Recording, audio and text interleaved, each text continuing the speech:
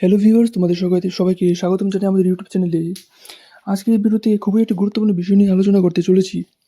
তোমরা যারা ত্রিপুরা পুলিশের স্পেশাল এক্সিকিউটিভের রিক্রুটমেন্টের জন্য অপেক্ষা করছিলে এতদিন ধরে, তাদের জন্য খুবই একটি গুরুত্বপূর্ণ নোটিশ বেরিয়েছে ত্রিপুরা পুলিশ ডিপার্টমেন্ট থেকে। গতকাল ত্রিপুরা পুলিশ ডিপার্টমেন্ট থেকে নোটিশটি বেরিয়েছে, যেখানে ত্রিপুরা পুলিশ আবারও বের করলো স্পেশাল এক্সিকিউটিভ বা বিশেষ নির্বাহী পদে বিশাল এক নিয়োগ বিজ্ঞপ্তি। তো তোমরা যারা ত্রিপুরা স্পেশাল এক্সিকিউটিভ রিক্রুটমেন্টের জন্য অপেক্ষা করছিলে, তোমরা অবশ্যই ভিডিওটি শেষ পর্যন্ত দেখবে। এই ভিডিওটিতে আমি এই রিক্রুটমেন্টের প্রত্যেকটি ডিটেলস খুবই ভালোভাবে আলোচনা করব। তো তোমরা অবশ্যই ভিডিওটি শেষ পর্যন্ত দেখবে, যাতে কোনো ডিটেলসই তোমরা মিস না করো। তো প্রথমে তোমরা এই নোটিশটিতে দেখতে পাবে যে ত্রিপুরা পুলিশ ডিপার্টমেন্ট থেকে প্রকাশিত বিজ্ঞপ্তি অনুযায়ী মোট 6,367টি ভ্যাকেন্সিতে এখানে নিয়োগ করা হচ্ছে। আর এখানে বলা হয়েছে যে এই নোটিশটি 2022 সালের আগের যে কোনো নিয়োগ বিজ্ঞপ্তি বাতিল করে জারি করা হয়েছে। মানে এখানে তোমাদের টোটালি নতুন করে আবেদন করতে হবে। বিশেষ করে তোমরা যারা মনে হতে পারে যে আগে তোমরা আবেদন করেছিলে, তাদের কিন্তু আবার এখানে নতুন করে অ্যাপ্লিকেশন না করলে তোমাদের এখানে ধরা হবে না।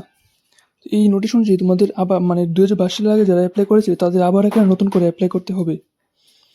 আর এখানে তোমরা নোটিশটিতে আরেকটা দেখতে পাবে যে এখানে তোমাদের এই পদগুলি জেলা ভিত্তিক এখানে ডিভাইড করে দেওয়া হয়েছে।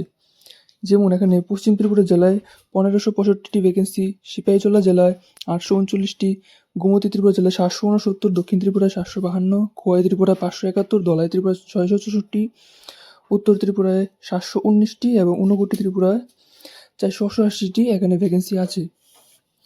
আর একটা জিনিস মনে রাখতে হবে যে শুধুমাত্র সেই জেলার স্থায়ী বাসিন্দারাই ওই জেলার পদের জন্য আবেদন করতে পারবে। এখানে বাকিরা কিন্তু এখানে আবেদন করতে পারবে না।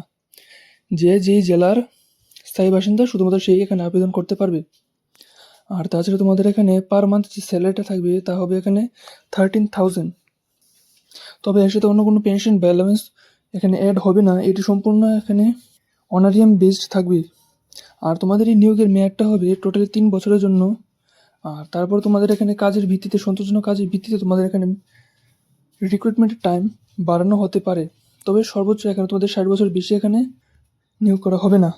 তারপর তোমাদের এখানে এই স্পেশাল এক্সিকিউটিভের জন্য আবেদন করতে যেসব তোমাদের গুরুত্বপূর্ণ জিনিসগুলি মাথায় রাখতে হবে বা যেসব যোগ্যতাগুলি তোমাদের থাকতে হবে, তাহলে যেমন এখানে বয়সের ক্ষেত্রে আবেদনের বছরের 1 জানুয়ারি হিসাবে তোমাদের এখানে ন্যূনতম বয়স 21 এবং সর্বোচ্চ 50 বছর হতে হবে। আর তবে তফসিলি জাতি উপজাতি ক্যান্ডিডেটদের ক্ষেত্রে এখানে বিশেষ ছাড় দেওয়া হয়েছে, তাদের এখানে সর্বোচ্চ 55 বছর পর্যন্ত বয়স হতে হবে।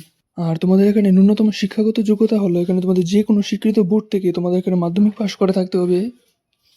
আর তাছাড়া তোমাদের এখানে অন্যান্য ডিগ্রি থাকলে তা তোমাদের এক্সট্রা কোয়ালিফিকেশন হিসেবে ধরা হবে।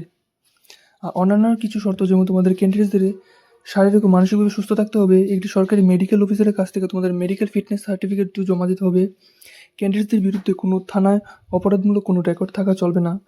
আর স্থায়ী বাসিন্দার প্রমাণ হিসেবে তোমাদের এখানে পিআরটিসিও লাগবে।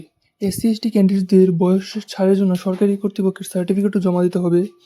আর এখানে জেন্ডারের কোনো বিধিনিষেধ নেই, যে নারী পুরুষ যে কোনো কেউ এখানে অ্যাপ্লাই করতে পারবে। তারপর হচ্ছে তোমরা এখানে কীভাবে আবেদন করবে। তো তোমরা এখানে যেই থানার অধীনে স্থায়ী বাসিন্দা সেই থানার অফিসার ইনচার্জের কাছে একটি নির্ধারিত ফরম্যাটে আবেদন ও প্রয়োজনীয় কাগজপত্র তোমাদের জমা দিতে হবে।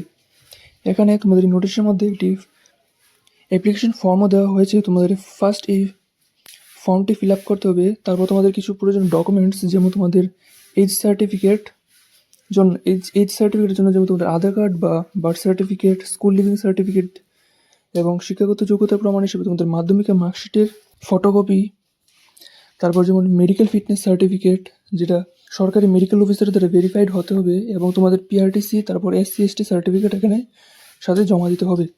আর তোমাদের এখানে যে সিলেকশন প্রসেসটা হবে, তোমাদের এখানে ক্যান্ডিডেটসদের 100 নম্বরের একটি মূল্যায়নের মাধ্যমে নির্বাচিত করা হবে, যেখানে পুলিশকে সহায়তা করার মানসিকতা, তারপর অপরাধ বা আইন শৃঙ্খলা সমস্যা প্রতিরোধে নজরদারির ক্ষমতা, সন্দেহজনক কার্যকলাপ দেখার ক্ষমতা এবং স্থানীয় ভাষায় পড়তেও লিখতে পারার দক্ষতা তোমাদের এখানে যাচাই করা হবে।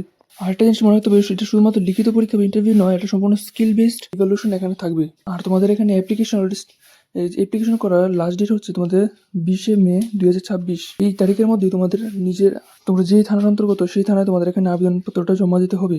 আর তাছাড়া আরও কিছু তোমাদের এখানে ক্রাইটেরিয়া আছে, যেমন প্রাথমিক নিয়োগের পর প্রত্যেক স্পেশাল এক্সিকিউটিভকে একটি ওরিয়েন্টেশন ট্রেনিং সম্পন্ন করতে হবে, এবং এই ট্রেনিংয়ে ফেল করলে তোমাদের নিয়োগ বাতিল হবে। আর তোমাদের ফাইনাল রিক্রুটমেন্টের সিদ্ধান্ত শুধুমাত্র ত্রিপুরা পুলিশের কাছেই থাকবে, বা কী করা হবে এটা শুধুমাত্র তারাই দেখবে। যে কোনো অনিয়ম বা শৃঙ্খলা ভঙ্গের জন্য তোমাদের জেলা পুলিশ সুপার তোমাদেরকে অস্থায়ী বা স্থায়ীভাবে এখানে বরখাস্ত করতে পারবেন।